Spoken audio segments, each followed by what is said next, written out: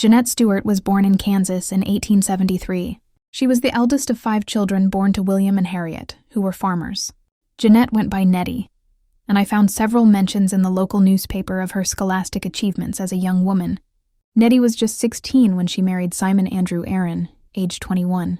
Their marriage license, however, said she was 19. Nettie and Simon had 3 children together.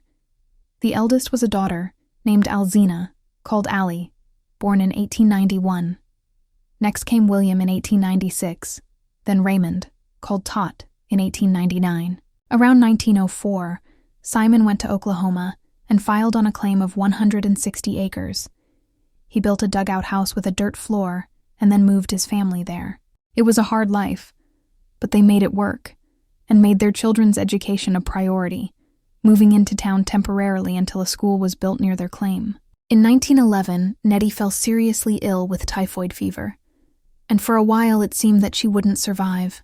She pulled through, but never regained her strength completely. She struggled with her health for almost 6 years, passing away in 1916 at just 42 years old. Her obituary was published in the local newspaper days later. Mrs. S.A. Aaron passed away Friday, August 11th, at their farmhouse near Flores. Funeral services were conducted Monday and interment made in the Forgan Cemetery. Mrs. Aaron had been a sufferer for years, having suffered an attack of typhoid fever about 6 years ago from which she never recovered, and which left her crippled in the lower limbs. For months, she was unable to move about at all, but later recovered sufficiently as to be able to walk about with the use of crutches, and her general health was improved. However, of recent years, she had been a constant sufferer, and her condition continued to grow worse until finally death came as a sweet messenger of rest and took her home. She was a woman in the truest sense of the word, a faithful wife, a devoted mother, and a sincere friend.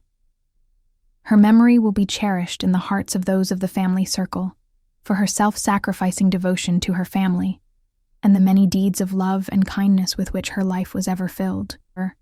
Even in the long years of her affliction, her thoughts were for those about her rather than for herself, and throughout the long days of pain, she retained her sweet, gentle manner and bore her sufferings with fortitude.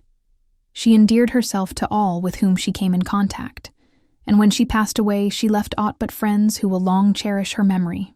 A husband, 1 daughter, and 2 sons, together with other relatives and friends, mourn her departure. The Herald extends sincere sympathy to the family and joins with all who knew the deceased in expressing regret at her departure. Simon didn't remarry and died in 1931. Thank you for remembering Nettie with me today.